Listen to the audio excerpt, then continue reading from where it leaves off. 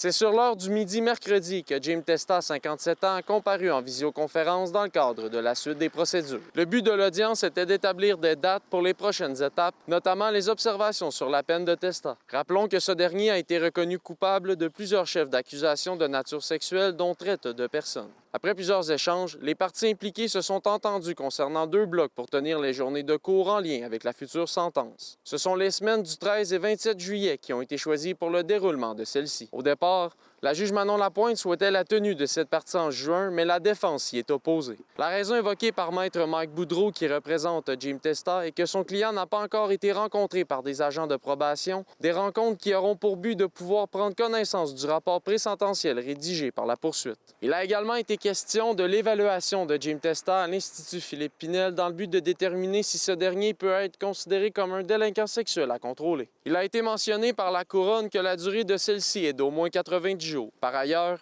la magistrate a officiellement demandé qu'une version écrite de l'autorisation d'évaluer l'individu soit déposée d'ici le 17 mars, pour permettre à la défense de faire une contre-expertise du rapport si jamais elle le juge nécessaire. Il restera à déterminer le nombre de témoins qui seront convoqués lors de la première semaine d'audience. Et il n'est pas exclu que les experts qui auront pris en charge Testa à l'Institut Philippe Pinel soient également appelés à la barre. Le dossier reviendra en cours le 2 avril prochain pour une mise à jour de la situation. Olivier Morin, RNC Nouvelles, Rwanda.